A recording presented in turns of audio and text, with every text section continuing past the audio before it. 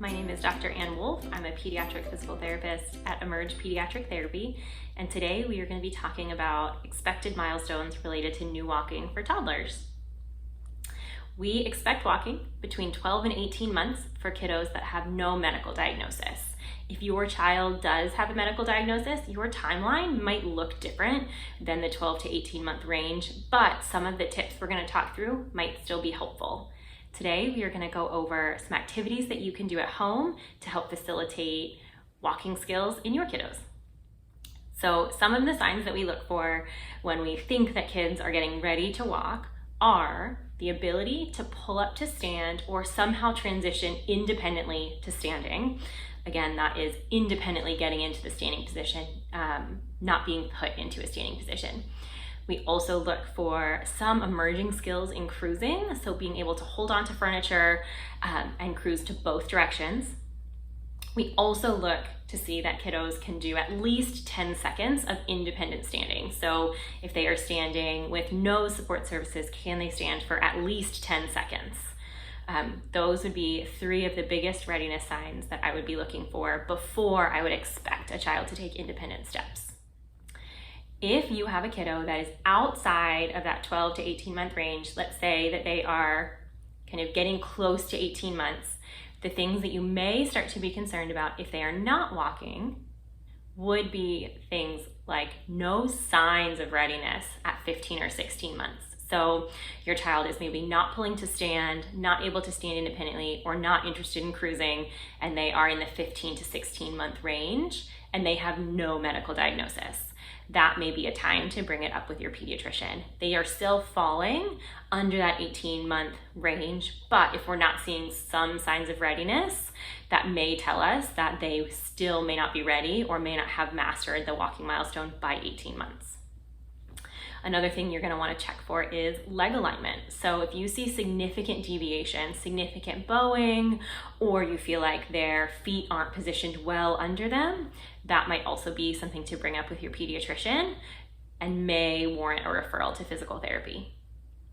If you notice that your child is very heavily favoring one leg or one side, maybe they only are figuring out cruising to one direction, or they can only pull up to stand with one leg in front, that might also be a warning sign. If you notice any other asymmetries that you feel like are significant and you consistently see them doing something asymmetrical, that would also be a sign that you might want to bring up with your pediatrician. The biggest red flag for not seeing emerging skills in walking would be if your child seems like they are uncomfortable or in pain when they're in standing. That would definitely be a reason to talk to your pediatrician and may warrant a referral to physical therapy. Let's talk through my top 4 activities for helping your kiddo to learn some new walking skills.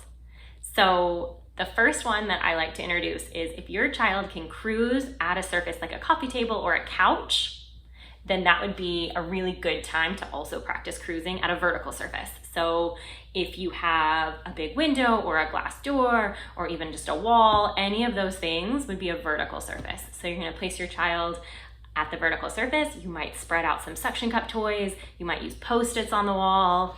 It could really be anything that makes them attempt some lateral movement. So that would be the first thing that I would probably introduce if you already have a child that is cruising at other types of surfaces.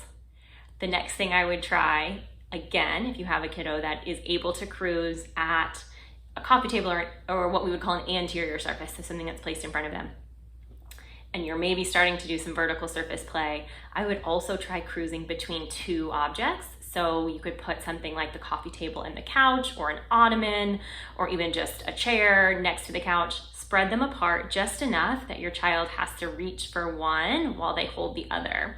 Then you kind of slowly move them apart as your child gets better and better at crossing that gap. At some point, they will get far enough apart that your child will actually have to let go of one surface to get to the other surface, and that's where you might start to see more independent standing skills.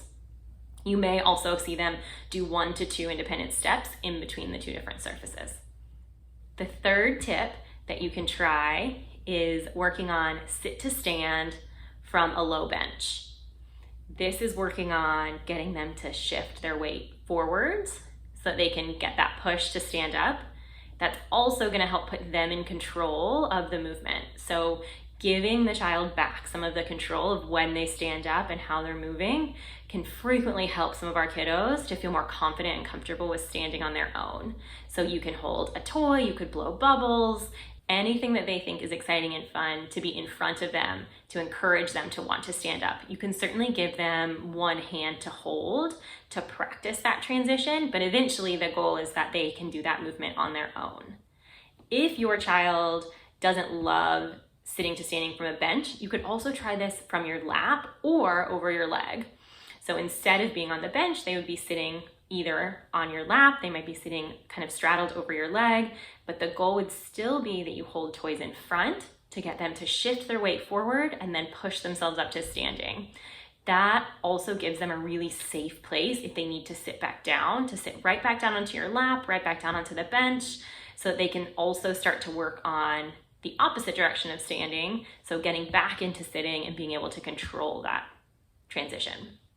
If you're not seeing independent standing in your child yet, that would also be something to work on. So our goal is at least 10 seconds of independent standing before you would probably see independent steps, but some kids may get up to 30 seconds before they attempt independent stepping.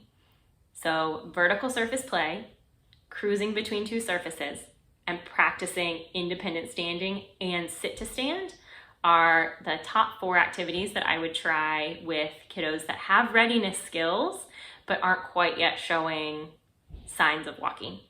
If you have questions on any of these skills or activities or ways to incorporate them at home, you can leave us a comment. If you are having a hard time implementing this at home, or you feel like you're trying this but your kiddo seems to be stuck in kind of pre-walking skills but aren't quite meeting that milestone, we would love to hear from you. You can reach us at emergepediatrictherapy.com and fill out our inquiry form, and that would get you to our PT department. I hope that you found this helpful, and we're excited to hear about all of your kiddos and their walking. Have a great day.